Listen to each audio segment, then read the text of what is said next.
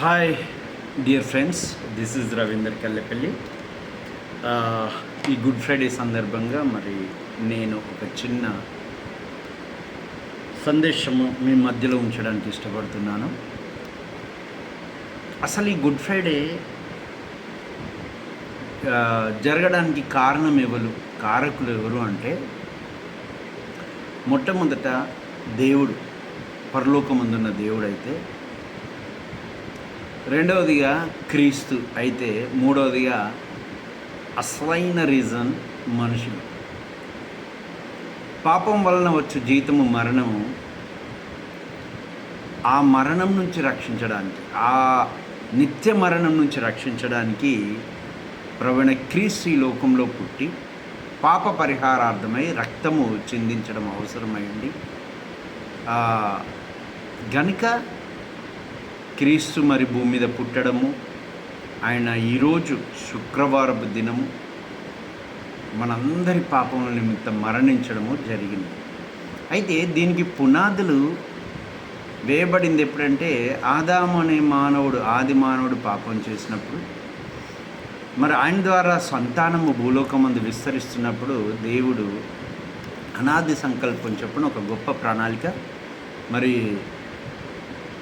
క్రీస్తు అనే తన సొంత కుమారుని రక్తం ద్వారా, ఒక నీతిమంతుని రక్తం ద్వారా పాప పరిహారం చేయాలి. మానవులందరూ, పుట్టబోచున్న మానవులందరి పాప పరిహారం చేయాలని దేవుడు సంకల్పించాడు. ఇది చాలా గొప్ప సంగతి, చాలా గొప్ప విషయం. ఏ మనుషుడు తన గురించి తాను ఆలోచించుకోలేడు. అది దేవుణ్ణి అడిగి పొందుకున్నది కాదు. దేవుణ్ణి అడిగి పొందుకున్న ఎన్నో విషయాలు ఉన్నాయి భూమి మీద. ఎన్నో విషయాలు అడిగారు, పొందుకున్నారు, కానీ వాటితోటి ఎవరు ఏమీ ప్రయోజనం పొందుకున్న విషయాలైతే భూమి మీద పొందుకున్న విషయాలు కావచ్చు, కానీ ఆధ్యాత్మిక విషయాలు, దేవుని రాజ్యంను పొందుకునే విషయాలు, నరకమును తప్పించుకుని నిత్యజీవం పొందుకునే ఈ సంగతి గురించి ఎరగరు. దాని గురించి అడిగిన వారు కూడా లేరు. అయితే దేవుడైన యెహోవా ఉజ్జియా చనిపోయిన దినంన యెషయా ప్రవక్తతో మాట్లాడతాడు, నేను పరిశుద్ధమైన చిగురును పుట్టిస్తానని. ఇర్మియా ప్రవక్త ద్వారా అయితే చాలా భయంకరమైన పరిస్థితులలో, అనగా వారు మోషే ద్వారా ఏ ధర్మశాస్త్రం దేవుడు ఇచ్చాడో ఆ ధర్మశాస్త్ర ప్రకారంగా జీవించవలసిన వారు ఎన్నో రకాలుగా దేవునికి ఆయాసకరంగా జీవిస్తూ, అనేక రకాలుగా విగ్రహారాధన చేస్తూ, ఒకరి ఎడలో ఒకరు అన్యాయంగా ప్రవర్తిస్తుండగా నీతి న్యాయములు విడిచిపెట్టిన వారైనప్పుడు ఈ ఇశ్రాయేలీలు అలాంటి దారుణాతి దారుణమైన స్థితిలో పడిపోయినప్పుడు దేవుని ఉగ్రత బహుగా వస్తున్న దినములలో, ఇర్మియా కాలంలో, సిద్కియా రాజు కాలంలో, ఇర్మియా ప్రవక్త కాలంలో, భయంకరమైన ఆ దినములలో భయంకరమైన ఉగ్రత వారి మీద కురుస్తున్న దినములలో, ఆ దినములలోనే ఇర్మియా ద్వారా దేవుడి మాట మాట్లాడాడు. ఇదిగో నేను ఒక నూతన నిబంధన చేయుచున్నాను. అనగా ఇశ్రాయేలీలను ఆ ఉగ్రతలో భాగంగా బబులోను రాజులకు అప్పగించినప్పుడు ఆ బబులోను రాజ్యానికి వారు కొనిపోబడతారు. చాలా భయంకరంగా చంపబడి, కన్నులు పీకబడి, యవనులు చంపబడి, వృద్ధులు చంపబడి, మందిరంలోనే చంపబడి, ఇంత ఉగ్రత. ఇది దేవుడు ఇంకా వారిని ఆ ఉగ్రతకు అప్పగించి పంపిస్తున్న దినంలోనే మహాదేవుడైన దేవుడు ఆ రోజు ఉజ్జియా చనిపోయిన దినములలో యెషయా ప్రవక్తకు కనబడి చెప్పినట్లుగా ఆ శేషించిన మొద్దులో నుండి, యెషయా మొద్దులో నుండి చిగురు ఉద్భవించును. ఎంత గొప్ప దేవుడండి! 10వ వంతు మిగిలినను ఆ 10వ వంతులో నుంచే క్రీస్తును పుట్టిస్తానని చెప్పాడు. ఈ ఇర్మియా కాలంలో భయంకరమైన ఉగ్రతకు గురైనటువంటి ఇశ్రాయేలీలు ఇర్మియా ప్రవక్త ద్వారా జరగబోచున్న సంగతులన్నీ ప్రకటిస్తుండగా అత్యంత సమీపంగా ఆ ఉగ్రత రానే వచ్చింది. వారు ఆ ఉగ్రతలో పాలిభాగస్తులై బబులోను దేశానికి చెరపట్టబడి కొనుపోబడిన ఆ దినములలోనే ఇర్మియా ప్రవక్త ద్వారా ఈ అద్భుతమైన విషయాలు, రెవల్యూషన్స్ ఈ ప్రవక్త ద్వారా దేవుడు బయలుపరిచాడు. ఇక్కడ మనం చూసినట్లయితే 31వ అధ్యాయం, ఇక్కడ శాశ్వతమైన ప్రేమతో నేను నిన్ను ప్రేమించినాను కనుక విడిగా నీళ్ళ కృప చూపుచున్నాను అని చెప్పినాడు 31:3లో. అదే 31 31 నుండి చూసినట్లయితే చాలా అద్భుతమైన నిబంధన అండి ఇక్కడ ఇదిగో నేను ఇశ్రాయేలుతో ఒక నిబంధన, ఇశ్రాయేల్ వారితోనూ యూదా వారితోనూ క్రొత్త నిబంధన చేయి దినంలో వచ్చింది. ఇద్దరికి కలిపి ఇశ్రాయేలీలు 10 గోత్రములు పరిపాలించడం జరుగుతుంది, యూదా గోత్రము పరిపాలించడం జరుగుతుంది. మరి సొలొమోను కుమారుడైన రెహబాము కాలంలో ఈ దేశము విభజన, అంటే సొలొమోను కుమారుడైన రెహబాము సొలొమోను చేసిన పాపాలను బట్టి సొలొమోను కుమారుడైన రెహబాము కాలంలో ఈ రాజ్యం విభజించబడడం జరిగింది. ఆ విభాగింపబడిన తర్వాత నుంచి ఈ చెరలోనికి వెళ్ళేదాకా కూడా అలాగ 2 దేశాలుగా వారు కొనసాగుతున్నారు. కనుక దేవుడు ఇక్కడ మాట్లాడుతున్నాడు, ఇశ్రాయేల్ వారితోనూ యూదా వారితోనూ నేను ఒక నిబంధన చేయుచున్నాను. ఆ నిబంధన ఏంటంటే అది ఐగుప్తులో నుండి వారిని తీసుకొచ్చినప్పుడు జరిగినటువంటి నిబంధన కాదు, అటువంటి నిబంధన కాదంటాడు. నేను వారిని పెనిమిటినైనను వారు ఆ నిబంధనను భంగం చేసుకునేది, ఇదే యెహోవా వాక్కు అని చెప్తున్నాడు. దేవుడు వారికి పెనిమిటిని అని చెప్తున్నాడు. అంటే భర్తనై ఉన్నా కూడా వారి నిబంధనను, భర్తను అంటే అర్థం ఏంటిదంటే అధికారం కలిగిన వాడను, హక్కుదారుడను. ఒక భార్య మీద భర్తకి ఎలాగైతే హక్కు ఇన్ ద సెన్స్ ఆమె మీద ఎలాంటి బాధ్యతాయుతమైన ప్రేమ కలిగి ఉంటాడో, కొట్టినా తిట్టినా లేకపోతే ప్రేమ చూపించడానికైనా, తప్పు చేసినప్పుడు సరిదిద్దుకోవడానికైనా, ఇలాంటిది అన్నమాట. అంటే అనవసరంగా కొట్టడం తిట్టడం అని కాదు, సరి చేసుకోవడానికి అలాంటి హక్కు కలిగి ఉండి కూడా ఈయన మరి భంగం వారే చేసుకున్నారంట భంగం, ఇశ్రాయేలీలు అంటే యూదాలు. అయితే ఈ దినంలో అయిన తర్వాత నేను ఇశ్రాయేల్తోనూ యూదా వారితో చేయబో నిబంధన ఇదే, వారి మనసుల్లో నా ధర్మశాస్త్రం ఉంచదను, వారి హృదయం మీద దాన్ని వ్రాసదను. యెహోవా వాక్కు ఇదే, నేను వారికి దేవుడైనందును వారు నాకు జనులగుదురు. వారు మరి ఎన్నడూను యెహోవాను గూర్చి బోధన అందుదాము అని తమ పొరుగువారికి కానీ తమ సహోదరులకు కానీ ఉపదేశం చేయరు. నేను వారి దోషములను క్షమించి వారి పాపములను ఇకెన్నడూ జ్ఞాపకం చేసుకున్నాను గనుక అల్పలేం గనులేమో అందరూ నన్ను ఎరుగుదురు. ఇదే యెహోవా వాక్కు. ఇది ఏంటంటే క్రొత్త నిబంధన చేస్తున్నాను. Praise the Lord. ఈ క్రొత్త నిబంధనే రక్త నిబంధన, క్రీస్తులో రక్త నిబంధన, క్రీస్తు ద్వారా రక్త నిబంధన. ఇక్కడ యేసుక్రీస్తు మరి భూలోకంలో జన్మించిన దినంన మరి జన్మించినప్పుడు ఇదిగో మరి శుక్రవారం దినంన మరి ఆయన సిలువ అప్పగించబడబోయే ముందు ఆయన చెప్తున్నాడు. మరి 26వ అధ్యాయం, మత్తయి సువార్త 26వ అధ్యాయము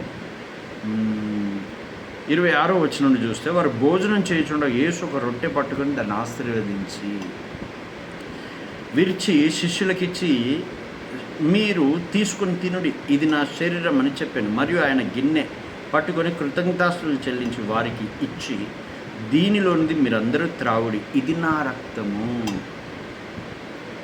రక్తము అని చెప్తున్నాడు యేసుక్రీస్తు.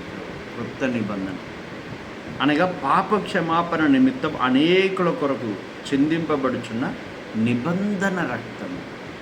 ఈ నిబంధన ఎవరు చేశారు? దేవుడని యేసుక్రీస్తు యొక్క రక్తం ద్వారా ఈ నిబంధన చేయడం జరుగుతుంది పిల్లరా. రైట్.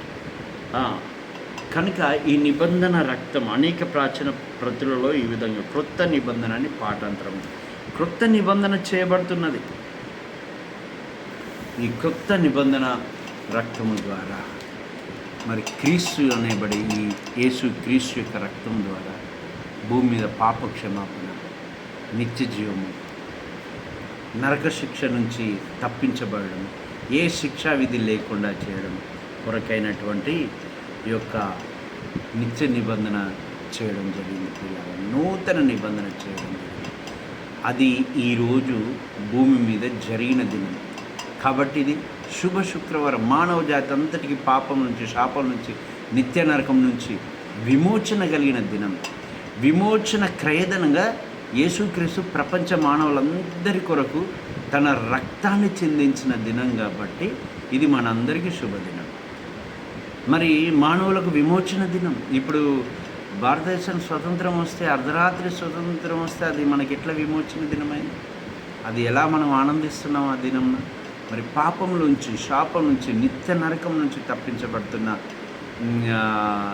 తప్పించే ఆ గొర్రెపిల్ల రక్తము, వధింపబడిన దేవుని గొర్రెపిల్ల, నీతిమంతుడైన క్రీస్తు రక్తము మనందరికి చిందించబడింది కనుక అది మానవ జాతి అంతటికీ శుభ శుక్రవారం.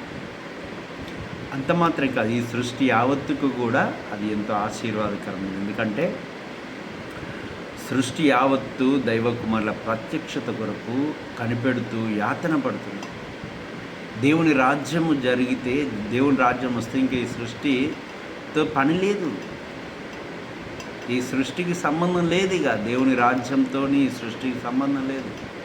ఇంకా తాను కలిగేసిన మానవులందరూ దేవుని రాజ్యంలో ఉండి, దేవుని రాజ్యం ఒకటి సరిపోతుంది. ఇంకా ఈ లోకంతో సంబంధం లేదు, ఈ భూమి ఆకాశాలు, ఈ గ్రహాలు నక్షత్రాలతో సంబంధం లేదు. అందుకనే దేవుని రాజ్యం వచ్చినప్పుడట భూమి తాను నిలబడి చోటు కనబడలేకుండా ఎక్కడికో పారిపోయిందంట. ఆకాశం చుట్టబడిన గ్రంథం వలె తొలిగిపోయిందంట. ఇంకేముండవు. దేవుని రాజ్యము, ఆయన రక్తం చేత కొనబడిన ప్రజలైన మరి మానవులందరూ ఆయనతో జీవిస్తారు. పిల్లలు, ఈ శుభ శుక్రవారం దినంనే ఈ శుభవార్త మీకు తెలియపరుస్తున్నాను.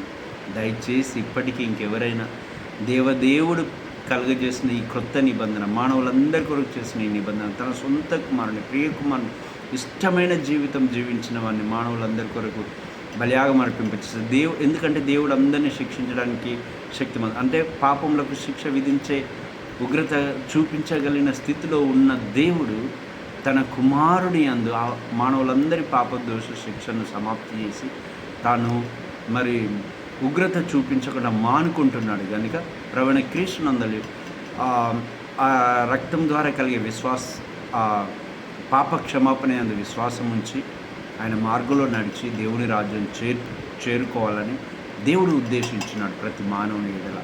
ఈ విషయాలను ఏమీ తెలియని నా జీవితంలో నేను 17వ ఏట నా ఇష్టానుసారంగా మా దేవీ దేవతలను పూజిస్తూ మరి ఇలాగ జీవిస్తున్న రోజులలో ఆకాశం ముందు ఒక దేవుడు ఉంటాడు, ఆయన్నే సేవిస్తానని అరణ్యంలో తపస్సు చేసుకోవడానికి అని వెళ్ళిన నన్ను 3వ దినం ప్రవణ క్రీస్తు నా ప్రాణాత్మ దేహం నశించి నరకానికి వెళ్ళడం ఇష్టం లేక అశాంతితో గుండెల నిండా సమాధానం లేని జీవితం హృదయంతో నేను అరణ్యంలో తపస్సు చేసుకోవడానికి వెళ్తున్నప్పుడు ఆ ప్రభువైన యేసుక్రీస్తు ఆ అరణ్యంలో నేను ఎక్కడో రాలిపోకుండా నా జీవితాన్ని రక్షించడానికి నా ఎదుట నిలిచి, నా మార్గంలో అడ్డు నిలిచి, నాకు ఎనలేని శాంతితో నన్ను నింపి, నేను వెతుకుతున్న దేవుడు దొరికాడనే ఆనందంతో నా హృదయాన్ని నింపి నన్ను ఇంటికి తోడుకొని వచ్చి, ఇదిగో ఆ 17వ ఏట నుంచి నన్ను కాపాడిన దేవుడు ఇప్పటి వరకు నన్ను రక్షిస్తూ కాపాడుతూ నడిపిస్తున్నానని చెప్పడానికి సంతోషిస్తున్నాను. అంత మాత్రం కాదు, నన్ను రక్షించినట్లు, నా మనోనేత్రులను తెరిచినట్లు మా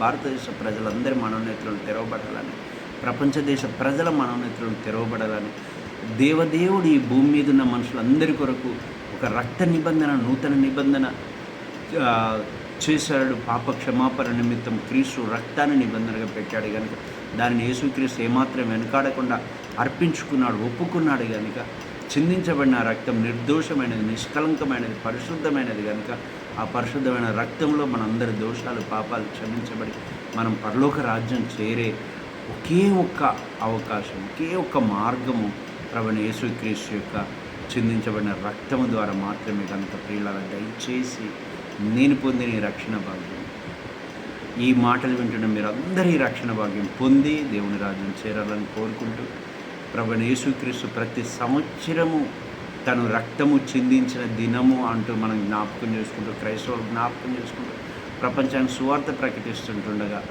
ఆ రక్తం ఇంకా నీ కొరకు వేచి ఉంది. ఇంకా రక్షణ పొందవలసిన మరి ఈ భారతదేశ ప్రజల కొరకు, ప్రపంచ ప్రజల కొరకు ఆ నిత్య నిబంధన, రక్త నిబంధన, ఆ ప్రభువైన క్రీస్తు రక్తం ఇంకా వేచి ఉన్నది. దయచేసి మరి క్రీస్తు 2వ రాకడలో వచ్చి మరి దోషులను శిక్షించినప్పుడు మరి క్రీస్తునందు తమ పాపంలో ఒప్పుకొని జీవమార్గం నడుస్తున్న వారికి నిత్య జీవం ఇవ్వడానికి వస్తున్నప్పుడు మరి రక్షించబడిన స్థితిలో నీవు ఉండాలి, కానీ దేవుని శిక్షకు గురైన స్థితిలో ఉండకూడదని నేను మనస్ఫూర్తిగా కోరుకుంటున్నాను. నా తోబుట్టు కావచ్చు, రక్త సంబంధి కావచ్చు, నా ఇరుగు పొరుగు కావచ్చు, నా బంధుమిత్ర రక్త సంబంధులు కావచ్చు, ఎవరైతే మీరు ఇంకా రక్షణ పొందలేదో దయచేసి ఆ ప్రభువైన క్రీస్తునందు విశ్వాసం ఉంచాలి.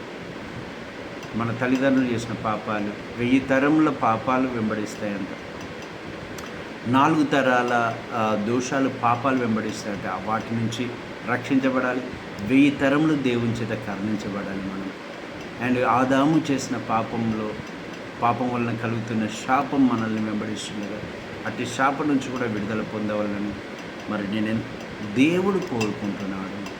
సృష్టిని చేసిన దేవుడు, సృష్టిలో భాగమైన నిన్ను సృష్టికర్త అయిన దేవుడు నన్ను రక్షించవలనని చేసిన ఈ క్రొత్త నిబంధనలు, ఈ నూతన నిబంధనలు పాలు పొంది, రక్షణ పొంది, నరకం తప్పించుకొని జీవములోనికి ప్రవేశించాలని ఆయన దినమెల్లా చేతులు చాచి పిలుస్తున్నాడు. కనుక దయచేసి ఈ మాటలు విన్న నీవు ప్రభువైన యేసుక్రీస్తు రక్తం ద్వారా రక్షించబడి మోక్షం చేరుకోవాలని, నిత్యజీవం చేరాలని నేను ఆశిస్తూ ప్రార్థిస్తున్నాను. మరి దేవుని రాజ్యంలో ఆకలి దప్పులు ఉండవు, మరణం ఉండదు. దేవునితో పాటు నిరంతరం యుగంలో జీవించే జీవితం ఉంటుంది అక్కడ. దేవుని రాజ్యంలోకి వెళ్ళకపోతే రెండవ పరిస్థితి, రెండవ ప్రాంతం, రెండవ ప్లేస్ ఏంటంటే చేసిన పాపాలకు శిక్ష, పూర్వీకులు చేసిన పాపాలకు శిక్ష, మన మూలపిత్రుడైన ఆదాము వలన వచ్చిన పాపానికి శిక్షగా మరి నరకంను అనుభవించవలసిన పరిస్థితి ఉంటుంది ప్రియులారా. ఆ నరకం నుంచి తప్పించడానికి ప్రేమ గల దేవుడు నిన్ను ప్రేమిస్తూ నీ కొరకు ప్రాణం అర్పించు మరి ఇప్పటి వరకు వేచి ఉన్నాడు. మరణించిన తర్వాత ఎవరికి సాధ్యం కాదు మారుమనసు పొందడానికి. మరణించిన తర్వాత ఎవరికి సాధ్యం కాదు దేవుని రాజ్యం పోవడానికి. అంటే దేవుని రాజ్యానికి పాపంలోనే మరణించి దేవుని రాజ్యం వెళ్ళడానికి సాధ్యం కాదండి.